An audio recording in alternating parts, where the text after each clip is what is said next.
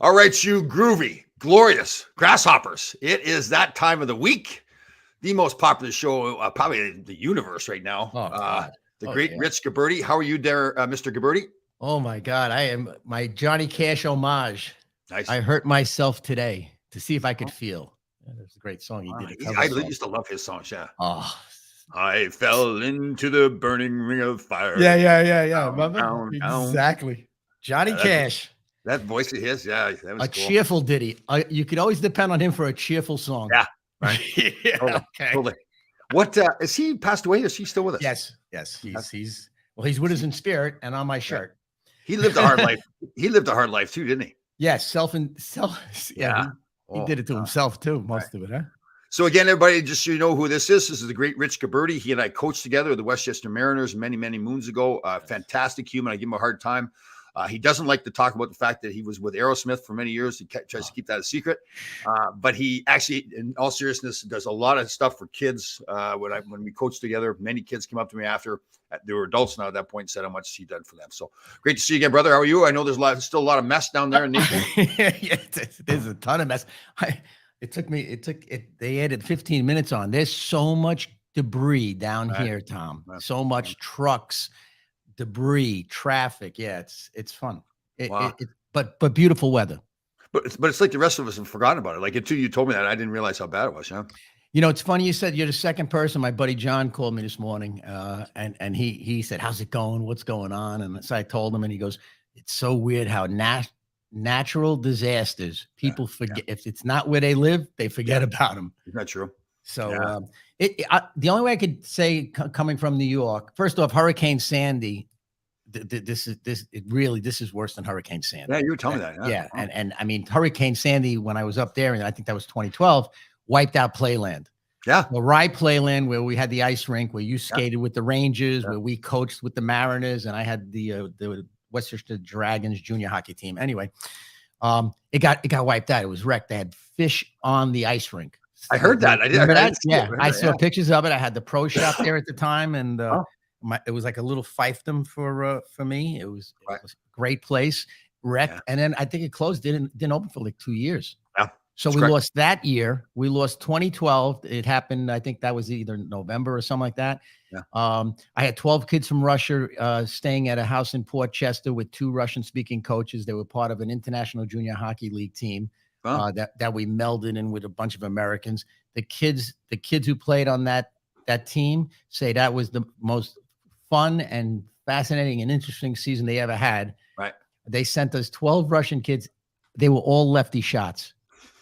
And the reason why is when they started taking skating wherever the rink was, they only had lefty shot sticks. Sure. I was going to say that's probably why. Yeah. You know? Yeah. So yeah, it was amazing. Great kids. All the and then the one coach was a chef, and all the guy made when we went over there were hot dogs, and they put mustard on them. And I was like, "What is this?" He goes, "Soup. Coach, you want soup?" I said, "This is soup." Soup. He called it soup. Soup. They called it because it had broth. No, the hot dogs. Well, when you cook them in boiling water. Oh yeah. Okay, Tommy, that was the broth. I said, "Oh my God!" I bought them pizzas. They thought I was like the second coming of the Messiah or something like that. I bought them. And hold on now. So you don't put ketchup, or you don't put mustard on your hot dogs? I'll do that. I don't care. But I'm just saying, not in soup. In other words, the broth. Oh, okay. Usually, right? You drain the hot dogs out, right? And then you eat them in a bun, and you put whatever the hell you want to put on them. You could put hot ketchup, but I'll put your ketchup that you make. Homemade ketchup. There you go. Yeah, exactly. It's obviously. I got to make a new batch. I finished off a batch, so I got to make some more. Listen, if we ever get to do anything, I won't make this suggestion. So I'm gonna have to talk to you like this from now on. Don't even dare to think about making a cookbook. Don't do it. Okay, we need to. I've done a lot of self-reflection over the last the discussion we had. Billy contradicted. Hold on, he put spicy brown mustard. That'll do. Yeah, that's great. But first of all, you shouldn't be eating hot dogs. But his body. Wait, Tom. I know I'm lit up a little. I'm sorry. Right. His body is a dive bar. He said. Some people say that their body is a temple. He says is a dive bar. So let him eat all the hot dogs he wants. Okay. Self-reflection. I had a full week to really look at myself in the mirror and look deep inside. Really study the insides. It was scary. It was a scary thing to do. So we discussed we discussed how it has to be my idea. Ah. I think what has happened over my life is that over many times, if I've gone and done something that everybody else thought I should do, it very often wouldn't work out. I think largely because I wouldn't put my heart into it the same way I would as if I had made my mind up that this is what I want to do. So I did some self-reflection on that. I think it came across that I was just, being stubborn where, maybe I'm being stubborn. Yeah. No, go ahead. That's okay. Well, I don't know if I told you a story. So my old college roommate, Walt Kyle, who had coached many years in the juniors hockey, the Rangers, I was an assistant coach. He got inducted in the Hall of Fame up in Marquette recently. And he got up and made a speech. And in this speech, he discussed how when he'd transferred from Boston College. I think I told the story. But he said that Coach Comley asked him to follow me and make sure that I was the leader of the team, and he'd follow me, make sure I was okay. And he told the speech how we got into a little ruckus at a bar one night, and that he joined in instead of trying to stop. And Coach called him in the next morning and said, "What happened?" He says, "Well, listen. First of all, you told me to follow Tom and watch his back or whatever it was." And he says, "As far as leading him, nobody's going to lead that guy." And I never really looked at myself that way. But I saw him make that speech, and then we had this talk about it. I realized, I guess it's good and bad, right? I think I'm really more asking this question, like to discuss it just in general. Right. It's good and bad in that I have the stubbornness because I will just go do it. But the other side is, yes, I do not like to take advice very often. Well, advice is fine. You could take advice. It's just advice. It's just advice. But you know what? You're right. Let me continue with what I've studied, because as you know, I might have told you I'm doing a 16-week course on positive psychology. Okay. Right. With this guy, Dr. Marty Slagberger, whatever his name is. I apologize, but he's on Zoom, so I doubt he's listening to me. Anyway, so you're right. You are right. Okay, don't listen to anybody. Don't think about making a cookbook, because it would make no sense. Okay, it would make no sense for you to make a cookbook. The reverse psychology is not going to work. It's not even going to work. See, because you're so sharp. You're a tough cookie, man. Dory has given up. Okay. It's funny because I was talking to somebody the other day. All right. And I had inadvertently, I sent her a link to the show. Okay. And she said, was I supposed to watch that? Was that sent directly to me? Is there a point in there that I should be looking for? I said, no, I guess it's the podcast show that Tom and I do. And she's a hockey fan. And she said, oh, so let me guess.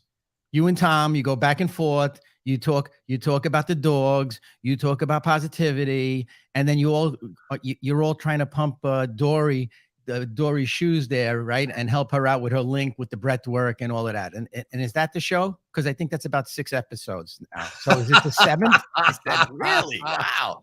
I said, so let me ask you, are you jealous about Dory? She goes, no. I know she does breath work. It's very valuable and this and that. No. She goes, but am I mentioned in this show? So I said, geez, I don't think so. If I did, it's inadvertently. So now specifically to that mystery viewer, yes, I am mentioning you. Okay. And Dory, I think, has had it with everybody. God bless her. She is just, she actually has paying customers. She's doing her breath work. We'll include the link. On the show notes at the end.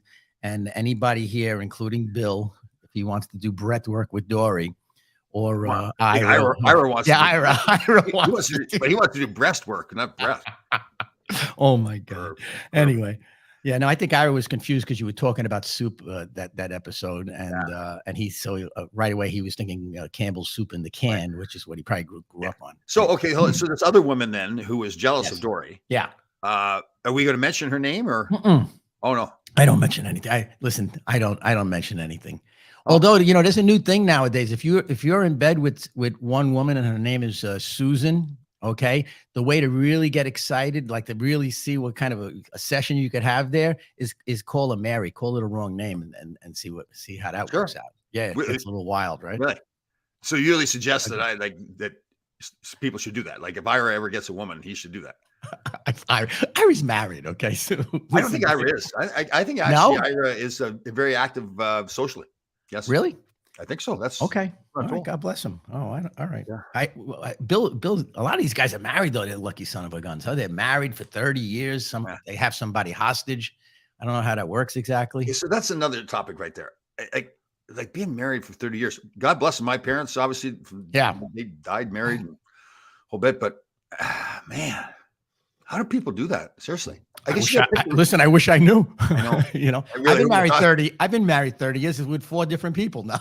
How many divorces have you've had? 2 divorces, right? Oh my God, Jesus. Yeah. Well, I'm not. Who's counting? This is not a scoreboard. So we've got 4 divorces between the 2 of us. Then. Listen, let me explain something to you. I'm 193 victories for Fordham University. That's the only record I really count on. 193 with 50 losses. That's pretty decent. Okay.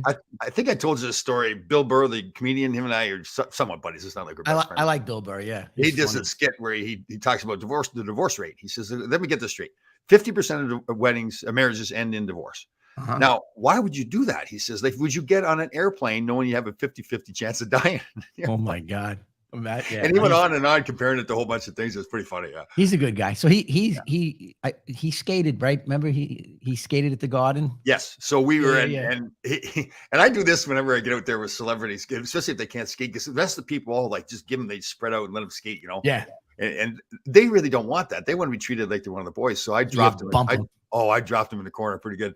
And everybody's like, the building just goes silent too. You know, he was smiling, he was dying laughing. So, but he had the equipment on, right? He had equipment on. Yeah, he had the full gear on. Yeah, as he hits his head and the lid falls off. Yeah, the lid goes flying. It's a concussion, sues the garden. Yeah. Oh my God, it's crazy. Yeah. By the way, I will be before the game tonight. I will be at the Moynihan train station across from the Garden. Nice. I think it's open to everybody. It's at the bar there. So, yes, 5 to 6:30. So the train station has a bar inside it now? Moynihan train station was remember the old post office? The post office, of course. Yeah, they've made that into a train station now. All Amtrak, I think all the Amtrak thing. It's like an extension of Penn Station, you know, where Penn Station used to have a lot of the Amtrak going out there. That's spectacular. Yeah, it's really nice too. That's very nice. I remember them doing but years ago, the rumor was they were going to move the Garden there or something like that. That was a rumor that they stopped that, right? Yeah, that's when they redid the Garden. So now they put billions of dollars in it. Yeah, that was amazing. I remember thinking, so how are you going to do that? How are you going to redo the Garden? And they were, you know, they didn't do a lot during the summer. They did a great job. Yeah, beautiful. Oh, really nice. I mean, the Garden's spectacular. The Sky Bridge and all of that. And you go in there and there's not a bad seat in the house now too. I mean, even if you can't, you know, if you want to watch the big screen TV, it's like watching a big screen TV up front. So it's good. So you're going to be inside. What's the name of the bar there? Moynihan train station bar. Okay. Yeah, that's the name of the train station. And what, 5 o'clock you get there? 5 to 6:30. Yes. So if everybody wants to stop by. Pictures, they're going to sign. You're going to sign stuff, or that's sure. We do whatever we want. Yeah, whatever. Shake hands. You're going to dance. Shake babies. So you're going to dance. In other words, you're going to dance. I would dance. Yeah, that dance is an automatic now. I just cannot stop dancing. Do they have music there? So that's it. Who let the dogs out? I don't need music. Yeah. Well, I mean, no, you don't need music because there's so much noise in your head, man. You got like a symphony. It's true. Yeah, it's true. So the Moynihan Hall bar from 5 to 6:30. All right, awesome. It might just be so she's got listed as STM, so season ticket members. So it might just be for season ticket members, but hey, well, that's okay. Yeah, stop. So if I go on the corner and I buy like a ticket from the scalper, and how would they know it's a season ticket? Yeah, good point. How does that work? I don't know. That's a good point. You know, we're pretty. You know me. We're open. We're open there. So I'm sure you are. I mean, I just don't know what kind of like totally. Restrictions. So you know, did I tell you? Speaking of dancing, did I tell you we were doing the dance? Challenge. You finally got enough. You got enough people, huh? Well, so this was discussed on last week's Thursday afternoon show, which I'm going to move to 1 o'clock today, by the way, too, because I've got to get down. Pay attention. 1 o'clock. There's been a schedule change. Schedule change. Can I interrupt you? Because I want to help you out with social media. Yeah. Can you post it someplace? I'm doing the 1 o'clock change? Yeah. Yes, I think I'll do that. Can you please do that? Try it. I have to do my morning beach video, so I think maybe on that I will. Instagram and Facebook, make a separate post. Separate, okay. I'll make a separate post. Let your minions come because that show is well received. Minions, is that a nice term, or is that kind of? That's a pretty nice term. Yeah. Yeah, it's good. It's not as it's better than. So what we're going to do is. We're going to have so similar to the ice bucket challenge, we're going to have a dance challenge. Yes. I think it's in the discussion point anyway, that we'll use Garden of Dreams as the charity. Okay. And there's no judging on this. This is non-judgmental area. There is no, we're not going to vote like who's the best or worst dancer. The only thing you have to do is, and you're going to do this, you got to put your whole heart into it. You've got to be fully into it. Just let it rip. Let it rip. Don't worry about how you look.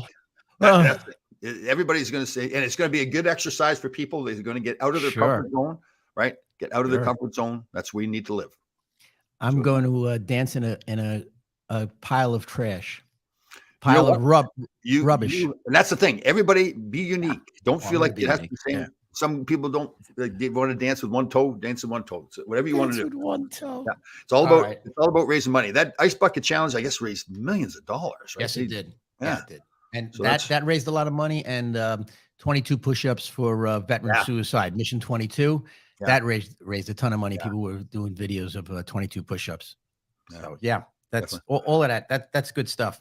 Definitely. I think that talking about down here, but I believe that we are going to do something with the United Way. We're trying to do something, do a concert for this area, because you got to remember that, yes, there are some people that have a ton of money. There are some people that have no money. Right. Predominantly, there are people that have no money down here. Yeah. They've lost everything. They don't have flood insurance. This is a natural disaster. A lot of insurance companies don't pay for stuff like this. So they've lost they've lost everything. Mention the mental health issues too. I mean, people are we had the pandemic and all the stuff going on, and now this hits, and you're right, you're uprooted. Some people have no power still, right? I mean, still power's out in some places. Power's out. And by the way, power this past weekend went out for about 4 hours. I think it was on Sunday. Sunday, out of nowhere, for like 5 hours, the power went out. Oh, wow. Yeah. So that was fun. It is what it is, though. I mean, for me, it's chaos. It's Steven's not ready for the show. There's 100,000 people waiting for him. You know what I mean? This is it's the same kind of stuff, except that people passed away, which is, that's serious. And they've lost their life saving. They've lost everything. A lot of retirees down here live in mobile homes. Right. They call them manufactured houses, and you can't even get a mortgage for those things 99% of the time. So they're gone. Like, it's like crushing a beer can. That's amazing, right? The flood insurance thing. Yeah, from Sandy, zero flood insurance. Yep, so there you go. Yeah, Bill. I guess it's one of those things you think on a much smaller scale. Somebody rear-ended me on the Hutchinson River Parkway probably like 6 years ago. Yep. And the insurance company is going to pay for the whole thing. But one thing I didn't anticipate and didn't have insurance for was getting a rental car. Oh, see that? Yeah. So it's like 5 days rental car. I don't know. I got a truck. It's like $150, $200 a day. So that's another thing. And again, I'm not trying to compare that to the floods and the damage. No. But that's a bad insurance. No offense, bad insurance agent. Yeah, you know what? I thought I was after because no offense. Because you don't think about that when you're getting insurance, right? I guess it's the same thing. Insurance on your house. You're not thinking about getting flood insurance when you don't. Yeah. So think about it. Here's the thing: you and I are not insurance agents, right? Lawyers and accountants, right? So we have to hire somebody. Yeah. So then it's kind of up to them. Let's face it. I don't know any of the rules, right? It's kind of up to them to point and guide you where you have to go. Yeah. That's why you're paying them. So insurance is that's really the important one, right? Yeah. I mean, that's the one where if you own a house, you better have insurance against like the mailman going up your steps in the snow and slipping and cracking his head open. Yeah. No, I agree. Stuff like that. But Ira is an accountant, I believe. Is he? Yeah. Can you imagine that? A sit up. Yeah, you got to watch that, Ira. Yeah, careful. Don't jump into the deep end of the pool right away. Put your toe in the water there first. Oh my God. Yeah. Let me tell you, that is so funny. I'm doing that Wim Hof breathing exercise in the pool. So I had to tell these people, listen, I'm going to go sit underneath the water. Don't think I'm dead. I'm okay. Yeah. That's funny. Oh, it's so funny. But I got up to 2 minutes. That's so. And we don't want to go into details at all. You moved on from your former. The marketing company. Yes, we did, and it was very amicable, and it's that's the bottom line. It was amicable. It's terminated and done. They must be doing a good job for a lot of people, right? It just didn't work out for you guys. Yeah, absolutely. Yeah, and look, things happen, right? It's like it's very similar to players on, let's say, the Rangers or the Yankees or somebody like that. They get traded to wherever they get traded, and they don't do well. You know, It's like us, you know, like we're two fantastic, wonderful human beings, but we've got divorced twice. I mean, so it doesn't mean there's something wrong with us. It just means that those relationships didn't work out. Oh, they didn't work out for right now. Maybe go back to them. You're thinking of going back? Why not? Oh, okay. Why not? As a matter of fact, happy birthday, Liz, my first wife. Today's October 20th, and it's her birthday. And it's my brother Robert's birthday in Arizona. They on the same day, and it's Mickey Mantle's birthday. So if he wasn't in Arizona, would it still be his birthday? It would be, but I just want to acknowledge the fact that he's in Arizona, because people always wonder that know me, where's your brother? He's in Arizona. So yeah.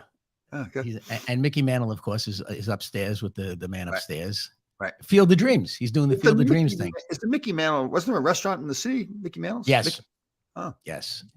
Mickey Mantle, I had the pleasure of meeting him and watching some ball games with him. A friend of mine, this guy Jimmy, had a luxury box. His father's company had a luxury box at Yankee Stadium right behind home plate. And Mick would come in, and he was dehydrated a lot from doing announcing back then for Sports Channel. And he came in and he hydrated himself, and we hung out, and he was a ton of fun. Is he good? I heard some stories about him. Yeah. Wow. Wild man. Just a wild man. Oh God. Quick story. Anyway, this is a good one real quick. He used to play practical jokes. See, hold on. I had a debate with somebody. Maybe it was you. Like when somebody says this is a good story. Oh, then it isn't. Well, no, it doesn't mean it isn't. Is like, shouldn't you? And I'm just asking the question. Shouldn't you let the person decide whether it's a good story that's receiving the story, or do you have to tell them it's a good story? Well, first off, I'm telling a story. It doesn't involve you and I. Okay. So our egos, can we really deal with that? Number one. Okay. Really so number two, now we're talking about two celebrities. Okay. That, you know, so that's why I wanted to preface it to you. My concern is always about you. How are you feeling? What are you doing? So how's it going to go for you? This is your telling session. Me, right. So you're telling me it's a good story so that I'll know it's a good story. Yeah, there's a reason why I'm telling. Well, otherwise you're saying, what is this imbecile doing? It's like when we talk at 10 o'clock on Sunday mornings, and I'm trying to explain to you something about social media, and you go like this, like abruptly. I get it, Rich. I get it. I know. Okay, thank you. Stop. I got to be like, oh shit. I have to like watch what I say with this guy. What a madman. Anyway. All right, so let me tell you this freaking story, okay, Tom? Here we go. Mickey Mantle and Billy Martin. You've heard of Billy Martin? Yes, I have. They talked about him in Canada? Okay. Yeah. So Mickey Mantle and Billy Martin, they're retired. They drink a bit, right?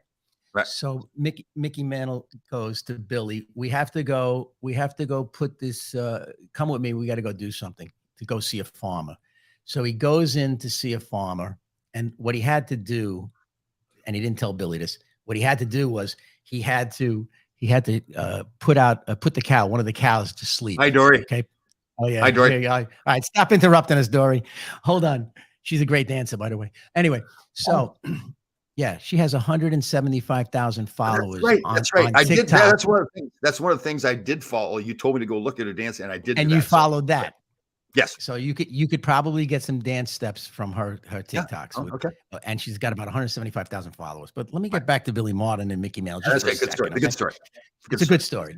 So Mickey pulls up and he tells Billy, this farmer owes me money, and I want to get it from him. So he goes in and he talks to the farmer, and the farmer says, the cow that I want you to shoot is in the pasture right there.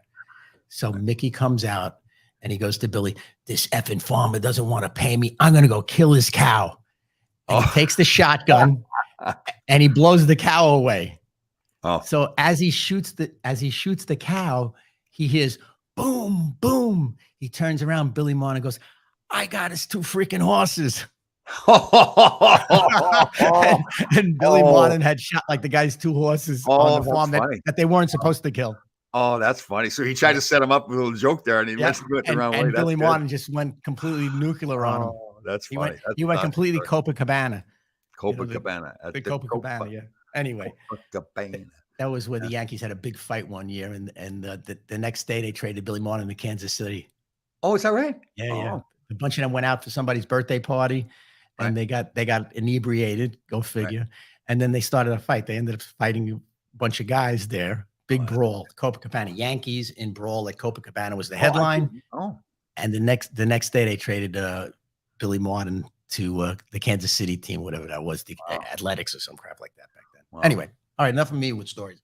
That's What a else? great story. That's a great story. Enough about me. What do you think about me, Tom? You're a fantastic human being. There's no question about it. Now let's work on you, okay? Do you follow baseball very much now with the Yankees in the ALCS? Yes, against the Houston Astros, right, who have their number in the postseason, maybe because they knew about what pitches were being thrown or something like that. This is just the intel I get from guys. Here we go. Tom keeps being so. Thanks, Bill. Appreciate it. I do that too. You know what's funny too? I think that's funny when somebody else does it and they're telling the same story they've told me 10 times, and I say to them, "Listen, you told me that story," and they just keep plowing right through. And I do the same thing, right? Just keep, don't back down. Don't back down. Keep telling story. I wear different shirts every show, and I try to tell different stories. If I wore a different shirt, I would tell different stories. Maybe that's what it is. Yeah. Well, this is my Johnny Cash shirt. This has a very good story. I'll tell it another time. But no, I want to hear the story. Come on, tell it. That Johnny shirt has a good story.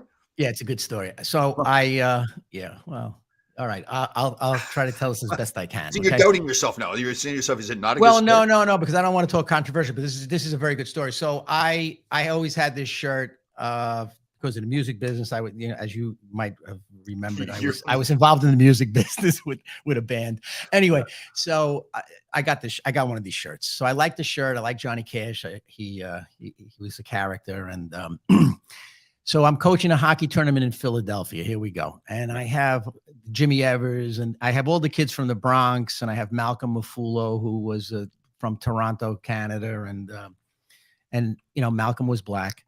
And he was he's like my son, my adopted son, for Pete's sake. So what a great bunch of kids we had, right? And we play there, and we're playing hockey, and all of a sudden, at the end of the game in the handshake line, somebody calls Malcolm the N-word. Okay. So, and it happened maybe 3 times in the, I don't know, 8 years that I coached him. And he turned around and he was upset. And so I was like, I got so upset too. Right. Sure. So I called the referee over. And I go, hey, I said, what the hell's going on here? That's not cool. That doesn't work. Sure. Blah, blah, blah, this and that. And he looked at me and he goes, I'm sorry, coach. And now we're in Philadelphia. Okay. He goes, I'm sorry, coach. I just didn't hear that at all. Gives me like a Southern, and I looked at him and I just said, wow, this guy's a ref. He's so lucky. Right. Yeah. So I walked off. I'm trying to be a good example to the, kids. I never really got in arguments with the refs. So we call it a quits, right? We let the game's over. We go. It's a tournament. So the next day there's another game, and I put on this shirt, and I had my tracksuit, on, but I had this underneath it. Mm-hmm. So when the refs came on, the same guy's reffing us. So he comes over to me, and Jesus, he comes over to me. No, yeah, it's him. I know. Anyway, he comes over to me, and he says, how's it going, coach? And I unzipped my shirt and I just said, I hurt myself today to see if I can feel. I said, dude, just skate away from me. Okay. It's just, cause that was like a Johnny Cash, remake. Oh, that's funny. And that was it. He didn't never talk to me again, And are you pretty confident he heard the comment? You had to have. He had to, because the refs. Well, I mean, we both hockey, right? On the handshake line, the refs are right there at center ice. So that's when this kid said what he said to Malcolm when they was shaking hands at center ice. You know. So yeah. I don't know if it's wrong for Malcolm, but the kid that did it too. I mean, he should have been for his own good. He should have been taught a lesson. Just so he realizes what he's doing, right? Well, you know what? Yeah. But this was a couple of years ago or whatever it was, and I don't think people really thought that much about it, that way, I guess. And I don't mean just that incident. I mean any incident. Yeah. You know what I mean? Because there was a period of time, having coached 20 years. Okay. So starting in 2002, right after 9/11, right? The mindset of the world and the mindset of the parents and the kids changed over the course of the years. And at some point, everybody wanted to prevent the kids from having adversity. Yeah. And they called them helicopter parents, right? Yeah. You had everybody hovering over these kids. God forbid something happened. It was a disaster. Right. So, back then, so nobody was interested in teaching kids lessons. Right. And that's the thing of coaching, right? Because if you ever go to discipline a player now, I mean, listen, they miss a shift, a period, a game because of some incident. It's not the end of the world. That's how kids learn from stuff. And the parents want to run in and save the day and see you can't do that to little Johnny or little Chili or whoever it is. And they make a big deal about it. But I think it's a lot better now. So now you got guys like Benelli, right? You got guys like Mike and people they take the time to, using technology, they email everybody. They send out a message. It's not even an email, that everybody's in like some kind of like private team chat room. Yeah. So that where they communicate back and forth. I got to believe they still have the 24-hour rule, because otherwise that would be crazy. Right. But other than that, they explain stuff. And I agree with you. You're right. That's a great thing that those coaches do now, like Benelli. It's really important, but it still doesn't change the parents. When an incident happens with their child, for a long time, I couldn't understand it until my sons got older. My relationship with them, they love their kids, right? All the parents love their kids. Yep. It's just that when they see, now it's that mentality, when they see something happen with their child, that's all that matters. It doesn't matter if they're learning a lesson, what the rest of the team is. It's just run to save the day, be that helicopter. But we had this incident. I helped coach. I was assistant coach with the girls' high school team this year in Greenwich. Fantastic. The head coach was tremendous. Brooke, totally prepared. She'd been a player. She's a fantastic skater, and really prepared. Really good coach. And I probably, because I hadn't coached in a few years, I probably didn't do a good enough job of explaining to her some of the things she's going to face with the parents. And so we had an incident with 3 girls, really nice girls, but they were having a hard time grasping the whole team concept. And it was really started to the point where they're getting late for games and stuff. And the other players were coming in, and particularly the captains, and saying, listen, this is wrong. We got to do something about it. So we said, well, yeah, we do. In fairness to both the girls, to learn a lesson, the 3 girls we're talking about, and the rest of the players. So we sat the girls out for a game. We made the decision right before the game that they weren't going to dress. So of course, nowadays with technology, they text their mothers. And this one mother came storming into, like, everybody knows Dorothy Hamill Rankin Granite. It's a long, from the front door, long walk beside the ice surface to the locker rooms. And I'm standing there with Brooke, and I see this woman coming, and you can tell she is on a mission. She is hot. So I step in between her and Brooke, and this woman just goes off on us, and she's thinking she's going to change our mind. And I'm going, listen, we have the 24-hour rule. That is it. And that's all I kept saying to her. She wouldn't stop. Finally, she got the hint that we weren't going to talk. I turned and looked at Brooke, and poor Brooke, she'd never been through that before. She was just devastated. Yeah. This woman was relentless. Now, again, I thought Brooke she had a team meeting at the start of the year to explain to the parents everything. So she did a fantastic job. And again, the mother I know was a really nice mother, a single mother. The father was there too, but they were divorced and everything. So I'm sure she's taking on a lot more. That's the problem. Yeah, it is. So she feels like, she's got to defend her daughter. And I totally get it. It's just that you wish, like you said before, they would understand that, listen, we didn't just do it randomly. There was a lesson to be learned there from all this. And these girls we talked to them before. Yes. So, I mean, and it took 20 years or whatever. My coaching style developed over 20 years. So what I'm telling you is, with 20 years of experience, that the success is team meeting at the beginning of the season, hand out a pamphlet. I had the red book. I handed out a pamphlet of stuff that started with the 24-hour rule, and then explain what the deal was. And you know what? It's a team, and we can't have miscreants. We can't, even at the college level. Like, I threw kids off. College. It's not a drinking. A group of drinking guys who happen to play hockey. It's a hockey team that maybe happens to have drinks later. You know what I'm saying? Maybe. Yeah. You know what I mean? Yeah. So, but the college kids, I had fun with the college kids, but with the younger kids, you have to just give them, and Benelli does that, and his cohorts, give them a ton of information. USA Hockey, I'm sure Canada does it too. USA Hockey has a ton of information for parents. Give it to them. Give them the skill chart. Give them the whole progression of what's going to happen, how it's going to happen, and realize that there's only one kid out of every group in the United States out of the Mariners, let's say. Out of the Mariners, guess what? The last mite team that the Mariners had, the kid just committed to Harvard. And he's going to play at Harvard. Oh, very cool. And I think I get this. Yeah, if it's on Twitter, it's public knowledge, right? I could say it. Yeah, sure. Yeah, so it's on Twitter. So the kid's name is Drew Della Sala, and Art Della Sala was our Mike coach, and he was also my assistant coach with Fordham University. So in reality, Tom, I coached the kid. Okay. Well, I was going to say, and he is where he is because of that foundation that he got from Coach Rich. Right.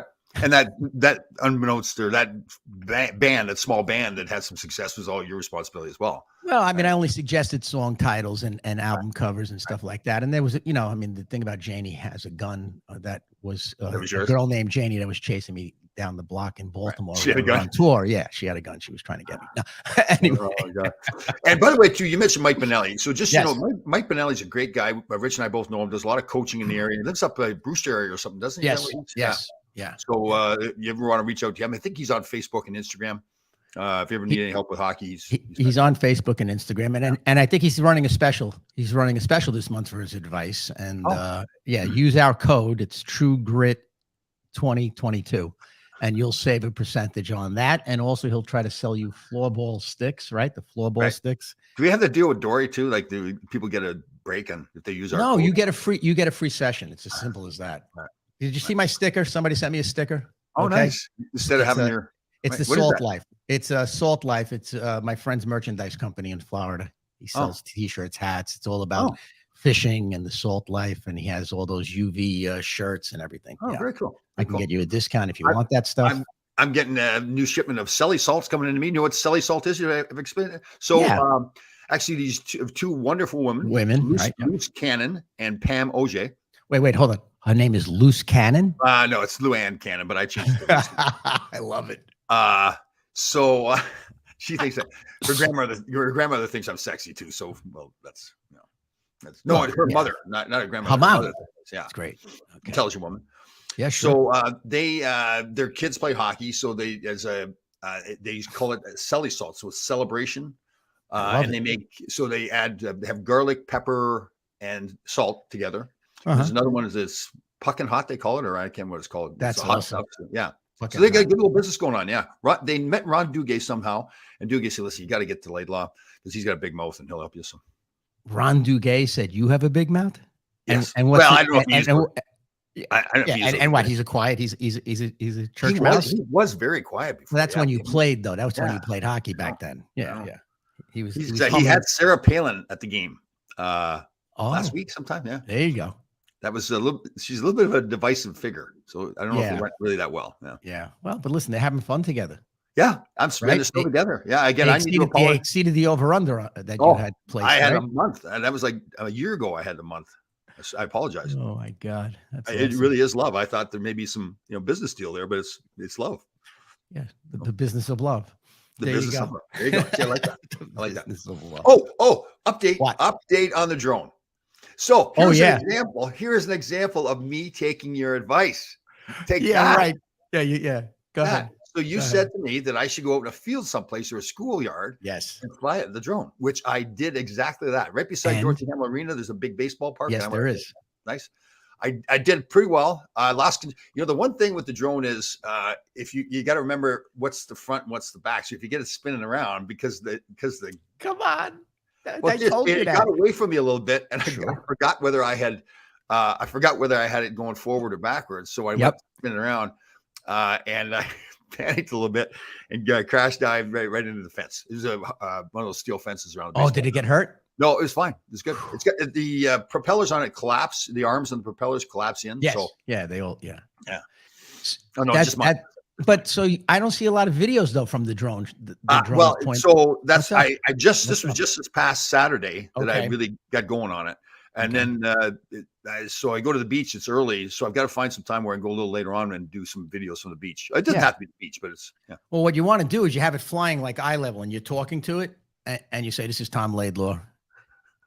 Come and see 10 a.m. on Thursdays. Coach Rich and I have a podcast," and then it flies up in the air. Oh, that's cool! Right after you talk, flies up in the air. Cool. That is cool. I like that idea. You're welcome. Like and then hashtag Coach Rich G. Yeah, I won't do that though. I won't. And Aerosmith, and then you could do the Rangers, and you could do the LA Kings, and then Tom Laidlaw and Survivor. You have more stuff going on than I do, bro. Yeah. And then on this coming November 3rd, we are at the Greenwich Library putting on a presentation about using technology in your fitness world. So so it's pretty cool. The woman, very nice. She likes to be called the Great One. She doesn't know. That's I cute. give her a hard time. I call her a great one. She hates it.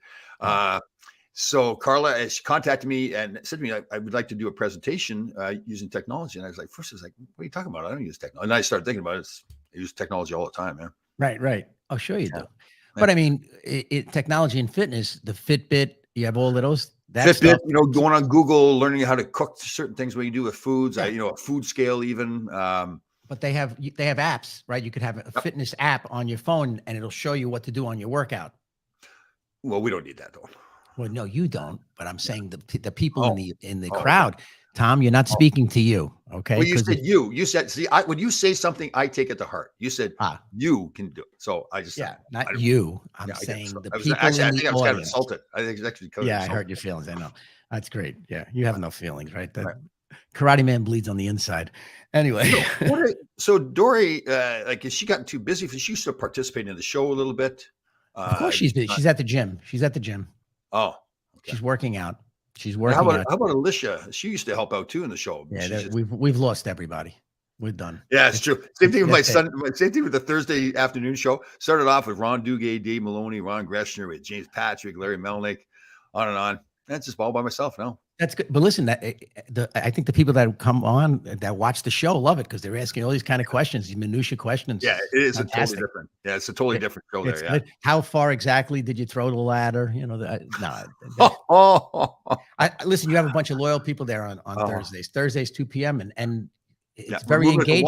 1 o'clock today, everybody. 1 o'clock today. 1 o'clock Thursday. 1 o'clock. We got to get down to Moynihan Train Hall. Between 5 and 6:30, Tom will be there. Yep, and then we'll be over at the game for first period, and then back home. Oh, you just watched the first period, huh? Well, what I'll do is they'll have us go up into the suites in between the first and second period. So they really want. I mean, obviously the suite holders are doing a lot of spend a lot of money. The Rangers do a lot of great stuff for all the fans, but for the season ticket holders, they do. But I mean, they should. You have to do stuff like that nowadays. Yeah. It's all about the experience and how hard is it. Right. To have and the Rangers do phenomenal, but actually a lot of predominantly all the NHL teams are doing a little extra. Yes, but the Rangers go above and beyond. Like during the playoffs, they had us. We flew into Raleigh for Game 5 of that series. Big jet, like they had 80 people on it, and it was good. Yeah, at HPN out of Westchester County Airport. Right? No, we actually went down to Teterboro. Oh my God! Oh, so when you came back out of Teterboro. Teterboro, yeah. So we didn't get. And you had to drive home. They had somebody drive you. Good. But on the plane it was funny because we weren't going to get home till about 2 a.m, and everybody knew I got up at now you're telling it. 3:30. I love you dearly, but we've heard that story. All right, and you made it, and it was a challenge, and you kicked its ass, and did I tell you, sir? 4 times. Matter of fact, yeah. That's why you won't let me edit. The fifth time might have been good. I'm listening because I don't know how to keep it short. Oh, that's true. Yeah, you know. But at least that's not coming from me. That's coming from Rich picking on you. So we need you to participate. I just don't because Rich don't encourage these. Rich is very judgmental like that, and I'm not. So. You're not judgmental, sure. You won't listen to one thing.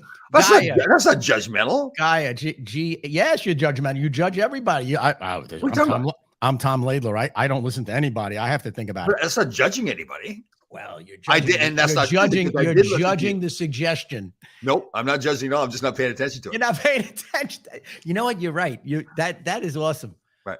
That is awesome. I'm going to hijack. If Diane was really paying attention here, I would put on like a video, the video of the dog barking and the great lengths it took me. It took me about 8 minutes to splice together that little vignette I had of you with the dog and all of that stuff. Right. How are the dogs? Because well, it's getting colder out now, so it's the dogs are not out as much. Oh, so it's just me. So, but again, I'm still out. I've got the heater out in the back deck, space heater. And you can't put you can't do a little fire thing. No, but my son and his lovely wife, they had a gas fire pit that they gave to me because when they bought their new home, they had. Oh, that's awesome! And you just haven't gotten around to hooking it up yet? No, it's hooked up. Why would you say? Yeah, because you said electric heater. Well, I have the electric heater and I have the gas fire pit. It gets a little cold out there in the middle of winter. I go 12 months of the year on that back there. No, listen, yes, I think. Have you ever told you that? Yes, you have told me that, but that's okay. I mean, obviously, did you know I was on Survivor? Did you know you were? When was that? I won't tell that story. That's Listen, can you do something right now? Just take a look at the camera and then send me a clip and just say Zach Cassell. Oh, it's Florida State University. Florida State University. We'll do it later. Florida State University is having a survivor contest on their campus. Oh, and like they have tribes. They're in the basements of like the halls there, and there's a kid who's like the narrator. He's very good. Zach Casella. Zach Casella, Mike Casella's kid, and it's good. So we'll do it later though. But yeah, they would love that because they're all transplanted New Yorkers. Okay, predominantly. Nice. And Mike is the guy who was all excited. Knew you number 2, Tom Laidlaw. I didn't even know he was a hockey fan. Yeah, this guy is such a degenerate sports fan. He actually knew like how many goals you had in the NHL. Like not even like that. I was impressed. Right. He knows like how many Judge has. He knows like everything, all the minutiae about New York sports. So you're using heater, but you didn't use AC. Why can't you train yourself not to be cold? I like that, Susan. Susan, right on top of things. My God. Because I don't want to, Susan. Wow, look at it. He does. Yeah, no. Wow. I like when somebody comes to my house and they go, Tom, you know what you should do, Tom? And immediately the ears just close up. I'm done listening. I know. Yeah. Why don't you consider this? Yeah. Isn't that true? Like somebody comes in, we walk in the door and they go, you know what you should do? I should do exactly what I'm doing is what I should do. Yeah. You know what you should do here. You know what you should knock this wall down and buy the apartment next door to you too. And you could have a big place. Right. That's called a house. And I had one and I downsized because I didn't need it. I enjoy my life thoroughly right now, the way it is. If I feel like making changes to it, I will make changes to it. And which I have done. We've learned to learn. There's a lot of changes that happen around here. Well, yes, you obviously. Otherwise you wouldn't be dancing. You wouldn't have a drone. You wouldn't be doing stuff on social media. You would make our homemade hummus. We didn't do that before. Homemade ketchup didn't do that before. There's been listen, you got me with the capers.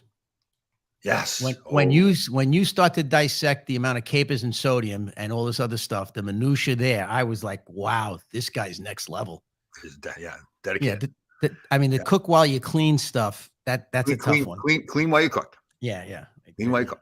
Keep that. This is habit. So when you're done your meal, you look in the sink. Oh, there's nothing there. Did I just cook a fancy meal like this and there's nothing in the sink? Wow. But it's a good way to work off like the energy after you eat. You get up and you're like moving around and you're cleaning and. No. Well, then because on my Sunday meal, then I've got to edit all the film and everything too. So it doesn't end right there. It's a lot of. Listen to me. Sunday meal, I have to make sure I watch it after I eat because the stuff you're making is delicious. And a couple of times, like seriously, between you and Dory has videos where she cooks also. Oh. You guys should do a cook-off. there's a lot between you and her that that's right. The problem is you guys butt head because you both like the same stuff. Okay. Right. So that's the problem. You don't think we get along?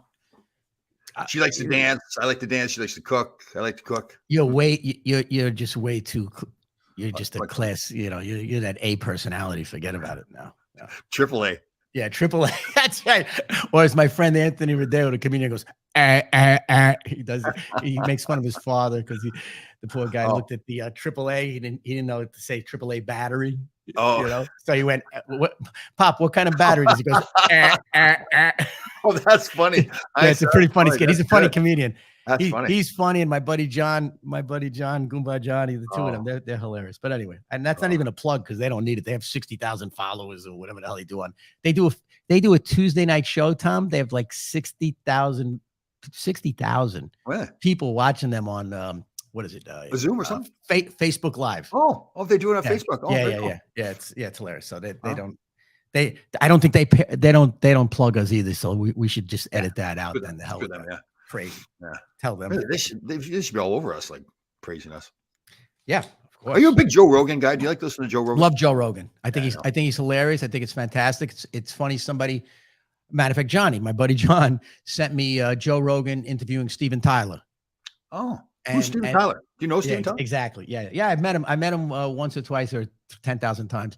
But he interviewed Steven, and it just reminded me how Steven's mind is just batshit crazy. Like just but I mean, he thinks the minutia. It's the same thing in a recording studio. It's the same thing when he questions like who's picking up the luggage and why it has to be done at like 9:45. Couldn't it be done at 9:53? You know, something like.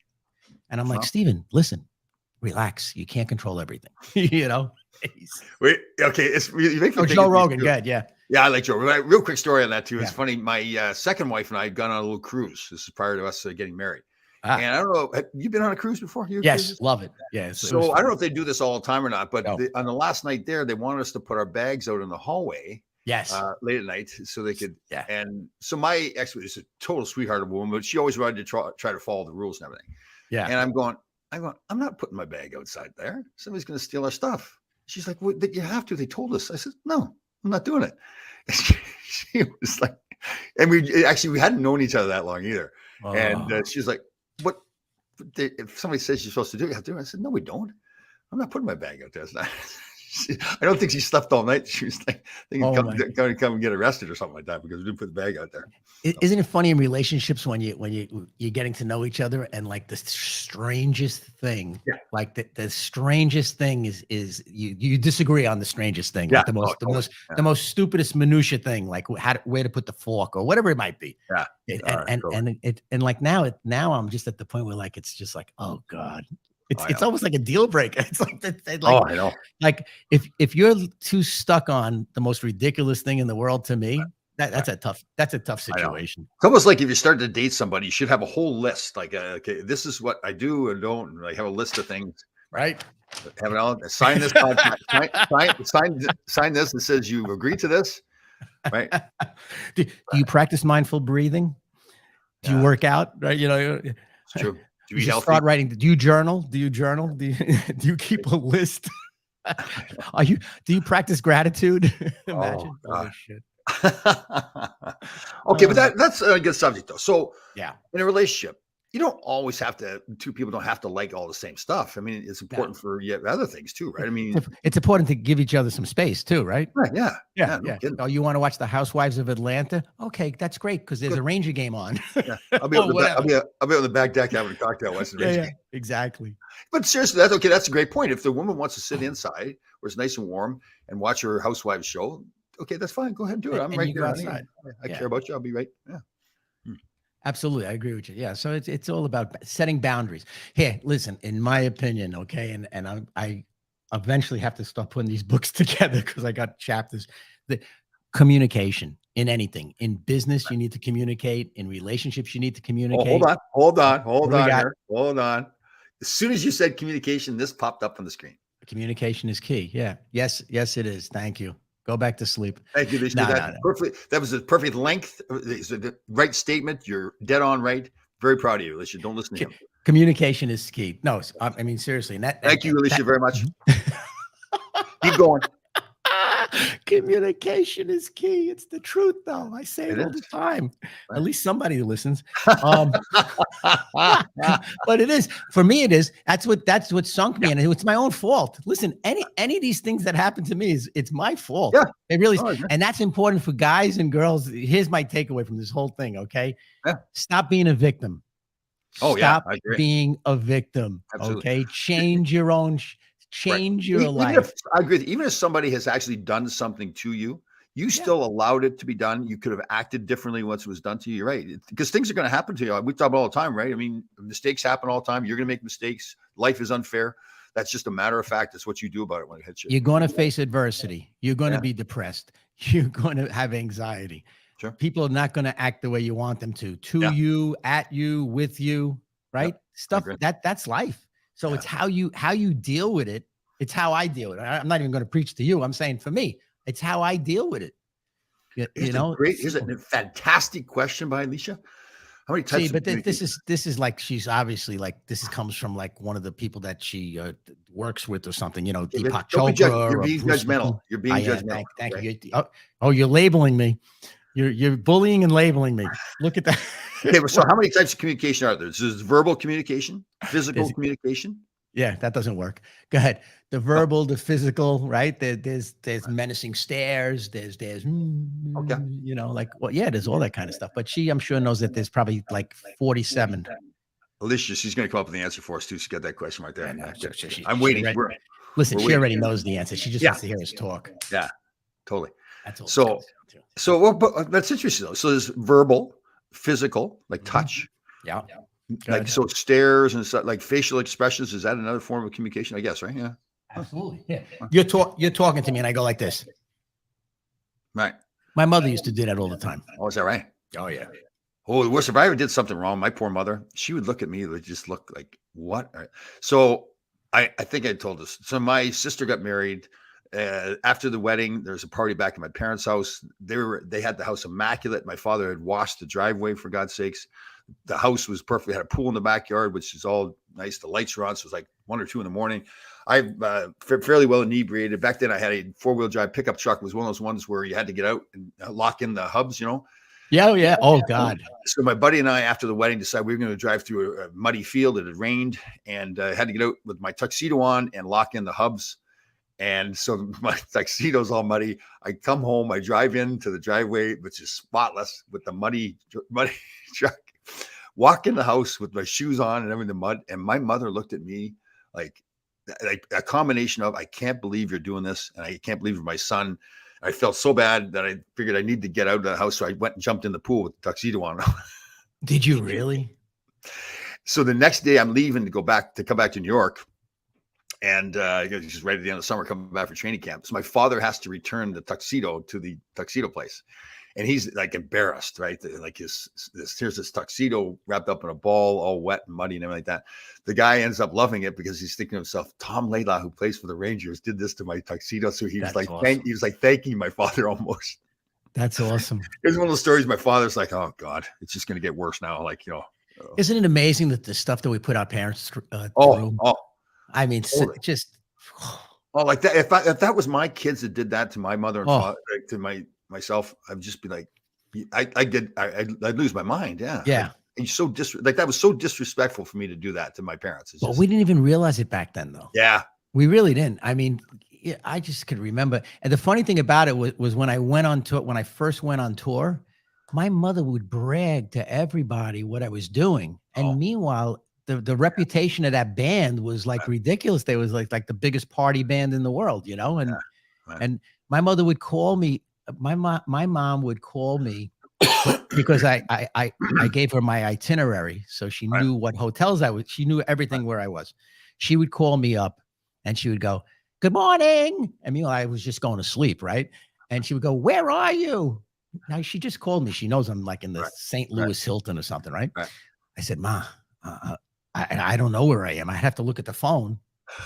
Right? I knew I was in the bed. I was in my bed. I'm in St. Louis. I'm in the Hilton. And, oh, that's so exciting. I can't believe it. I was so proud of you. I'm saying, okay, I gotta go, Mom. I gotta wake Steven up. I was trying to go to sleep. How did they all get together, that band? Did they all know each other before they no, Joey, the drummer's from Yonkers. Steven is from Yonkers. They went to Roosevelt High School, I believe, together. And then the other 3 guys, well, when they first started, there was another guy from Yonkers, Ray Tabano. He was the rhythm guitar player.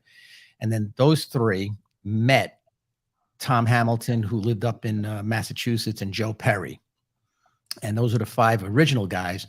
Ray Tabano was such a madman, the original rhythm guitar player, they had to throw him out of the band. So when you party and are as crazy as the craziest band in the world, that he's like, that's notable. Okay. So those musicians like that, do you think they're just naturally, they got that talent, or can they really work at that and become better?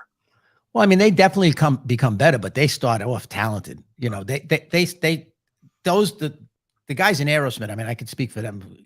They're talented. I mean, they are just very talented. Well, they had a special gift, like to pick up a guitar and be able to play it. They had a love. They had a love for music. And then obviously what happens is they get, they start studying the blues or jazz or they study Jimi Hendrix. They watch his stuff, or the Rolling Stones, Led Zeppelin, and they then practice and become better and better. They're constantly learning. You know what I mean? They constantly learn. That's cool. So as much as they're partying, they're really into the craft too, like wanting to be great. Well, they are into their craft. Absolutely. Living and working on it. On the Farm Our Lives, were your parents worried about you when you first went to Rangers play, and what was the first impression? That's a great question, Barry. Seriously. I don't think I've told this story, or maybe I have, because I've told a lot of stories. No, so when I went off to college, so I've been drafted, back up a little bit, drafted by the Peterborough Petes when I was 16 years old. I was in the Ontario Hockey League. Roger Nielsen was the coach then. Oh, and I remember going off. I just was not ready to be away from home. It's amazing. I see these kids do it now. I was like the little farm boy, had never been away from the farm. And so I ultimately didn't make the team. I may have been good enough to make it, maybe, but I wasn't ready to be away from home. So now the next year I go back to play junior B again. Now I got a scholarship to go to Northern Michigan, and my parents didn't tell me this, but they thought I'd be home in about 2 weeks after. They didn't think I'd last in Northern Michigan. And looking back, I see why too. I was a shy kid, so it really I know I was really shy.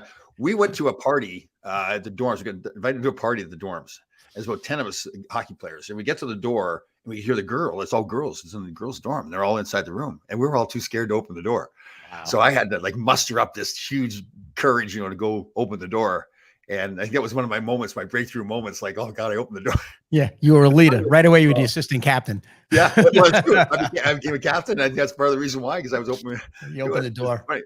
So then, so obviously I had my 4 years. So then I went to New York. I was still really little farm boy, Northern Michigan, where I went. Marquette, small little mining town.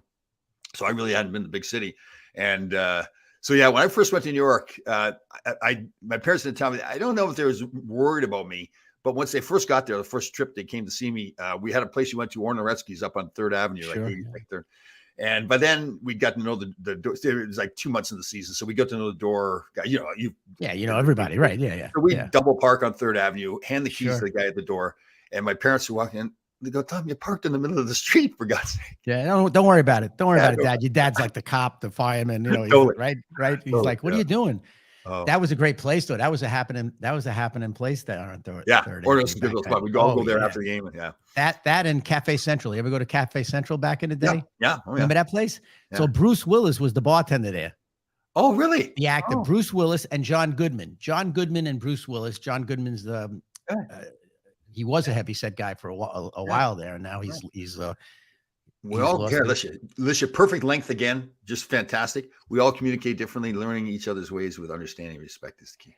Okay, good. Yes, that sounds like an idea. But based on communication channels, Tom, it's nonverbal, verbal, oral, written, face-to-face, right? Conversations long distances, formal and informal.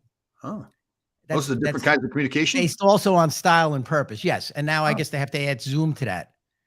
Yeah. Darren Langdon. Very good. My old client of mine. Actually, I will see Darren Langdon next week. We're doing an event together too. Oh, that's awesome. Where's the event? In the city. Penn 6. There's a restaurant called Penn 6 on Penn 6 now. Wow. 32nd or 30th Street. I can't remember where it is. I've been gone 3 years and they have all these new places. Huh? Yeah. I'm gonna have to come back. A lot of construction around. Yes. Yeah. I'll come back. Maybe you'll say hello to me in person. I doubt it. You'll probably be busy. I know. Who are you? My wife passed away 2 weeks ago. You have any advice for someone who has lost someone they love? First of all, Daniel, I'm very sorry. Wow, very sorry. Yeah. Well, I don't know if there's anything that takes away the pain of losing somebody you love like that. Wow. Especially a wife. I don't know how long you guys are married. It really doesn't matter. Obviously, it's somebody you would care about quite a bit. So I guess my first piece of advice to you is that don't feel bad for feeling bad. I think sometimes people feel like, well, why am I letting this bother me this much? Well, it's going to bother you for a while. There's just no way around it. I guess the best thing I would say is this, it's pretty simple, but it's really that getting up every day and keep going, have a routine that you have, keeping yourself healthy. If you're a workout guy or start to work out, get up early, get to the gym, eat healthy, just try to do a lot of things for yourself. And again, it's a matter of time. It's going to hurt. So very sorry to hear that.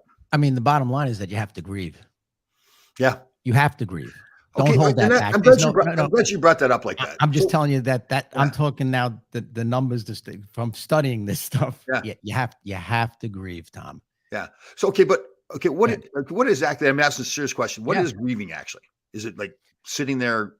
Well, you feel your feelings. I mean, it's okay. It's okay to miss them. It's okay to feel like it's the end of the world. It's okay to have the anxiety of what's going to happen next or depression. It's okay to have all of those feelings, but it's important that you go and talk to a professional about it. So I appreciate him asking you that question and you giving that answer, but all of that is a part of the grieving process.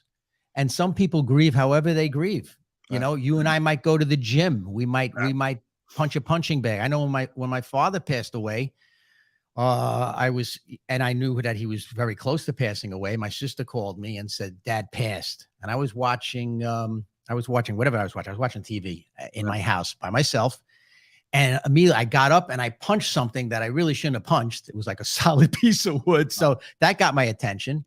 And then after I hung up, because no matter what, even though he was dying of cancer, he was in what the last gasps there. Sure. When you hear that, the finality of it happens, it's almost like it's like a gut punch, right?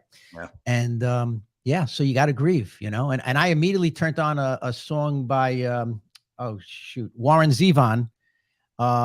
Keep Me in Your Heart for a While. So that allowed me to cry, because I said, I got to cry. I got to vent this way too much. My father died. You know what I mean? To be honest with you, I'm not very good at that. Nor am I. Yeah. But I just don't know what the feelings are supposed to be. I remember, so my mother, again, she went through like a 5-year battle with cancer. Mm-hmm. And the same thing, we went up to say goodbye to her. And then went home again. And then a few days later, she passed away. And when I found out, seriously, I didn't know what I was supposed to do. Right. And I'm not, it's the weirdest thing. Yeah. It's your mother, you love her to death. And yeah. So, but I mean, you do whatever you do. You're not supposed to do anything. You're supposed to do whatever it is that you can do. Some people can feel, some people can't. I knew I can't cry. So I forced myself to just like a steam valve, as opposed to going out, getting drunk, beating the crap out of somebody that didn't deserve it. You know what I'm saying? Just because my mom died. No. So I stayed very contained in my, I was in my place. My father passed. So many different emotions. I mean, that guy put me through a roller coaster. Sure. He was out of his mind. I mean, he used to tell me, he says, you know why I don't hit you? I said, no, why don't you hit me, Dad? When I was a kid. This is when I'm a kid. He goes, because if I start to hit you, I'll kill you. I was like, oh, okay. Yeah. Thank you. Thank you. Yeah. And then he would proceed to he was something else. I'll tell you that much. That's all I can say. He was a lot of people writing in with some good ideas. Yeah. Rely on help from friends. Mm-hmm. Bill, thank you. Barry's got a huge heart here too. So he's got, what does Barry say? Love this guy. Don't keep all emotions inside you. Right. And again, my mother is a fantastic person. So when I tell stories, I don't ever want to paint the wrong picture of her, but she was tough too. Like she raised me to be a hard guy. And so when everybody left the room when we were saying goodbye to her, and I went to say goodbye to her, and I started getting a little teary-eyed. She goes, "There'll be none of that." She goes, she's on the morphine drip and could barely stay awake, but she wasn't going to have me be some crybaby or something else. So that was her way of doing things. She raised me that way. So I stopped. That's it. Yeah. I mean, listen, bottom line is that it's natural to feel like that. Yeah, it is. It really is. I mean, I have nobody left. I went to Italy in 2018 and I realized like all my relatives are dead. So I was just like, oh my God, I'm in Italy and I got a little depressed, sure. Whatever, not a little, I got depressed, and yeah, so it's natural. And so I think it's great that he asked us and, definitely. And, there's grief counselors. I mean, they have grief counseling. I know that one of the guys that I worked with, he went away for a month because he didn't grieve when his father passed. Once again, Alicia, perfect length. Excellent statement. One thing for sure in life is that we are going to pass. I don't know if that's Alicia or Spock from Star Trek. That is Alicia, and she should be very proud of her. Quit picking on her. Anyway, oh my God. But yeah, listen, if everybody grieves in their own way. So if that's how she grieves, sure. Great. You know what I'm saying? All I know is that at one point there, I realized my mother and father were dead. Both my grandparents were dead, both sides. So there's my father's sister, my aunt Anita had passed. And now I'm in Italy. I didn't know who to ask where my relatives were. Right. And yet at the last day, I found my mother's maiden name was Ferrari, like the sports car. And so in Northern Italy, I found a guy who was related to me, a Ferrari, and had met my Uncle Joe, who had also passed, who had met my Uncle Joe years ago at the Javits Center. Anyway, so it was just a whole another crazy ass story. Right. All right. Well, see, Alicia, one more from Alicia, and then we'll say goodbye. Here we go. Nice, concise statement here. I keep learning, Tom. And you know what? I appreciate you speaking to me directly, Alicia. Thank you. We'll just cut him out of it. Oh my God. Hey, listen, Tom is on social media. That's all. Anger is a poison when someone passes. That's really what I want to get up there. I didn't want to put Bill up there. Yeah. Barry, thank you. Yes, I'll always have Tom. You're absolutely right. I love it. He comes and goes in my life, but he always, I'm like the friendly barkeeper. They leave, they go someplace else, they come back for a drink. All right. Right. So again, just we want to remind everybody every week, 988 is that suicide help help hotline, I should say. Yeah. And again, reach out to people. And again, there's so many fantastic things that go on in this country all the time. But I think right now you do see a lot of people that there's some stress. You see people acting out a little bit.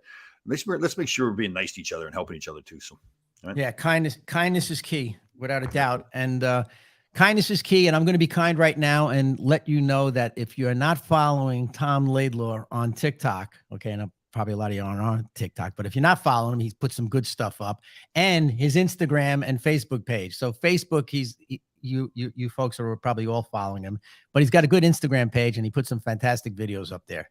Thank you very much. He's doing very well. And same thing with Coach Rich Gertie. What's your Coach Rich G? It's just Coach Rich G. That's it, like Gary V. Right. Because if I could turn this into something even 1/4 of the amount of success that Gary V has, I'll be very happy. See, I think I'm going to disagree with you there. I think you are successful already. You're just. Oh yeah, no, I know I'm saying those on social media. Right. I think that this podcast really, we're just 500,000 viewers away from being an overnight sensation. There you go. Too. Most popular show in the universe. Yeah, that's the truth. At 10 o'clock on Thursday morning on my Facebook page. Yes, and don't forget this afternoon at 1 p.m. Right, Tom will be on by himself. So if you're sick of me, here's your shot. 1 p.m. Tom, Q&A, ask away. Again, and at 5 o'clock we'll be at Moynihan train station right across from the Garden. Then we'll be at the game later on. What have we got? November 3rd. We'll be at the Greenwich Library as well, putting on a presentation on technology and fitness. Fantastic. And then Marquette, Michigan, November 7th. We'll be up in Marquette, Michigan. Ooh, that'd be fun. I'm looking forward to that one. That's good. Looking forward to all of them, but that's going to be a fun one.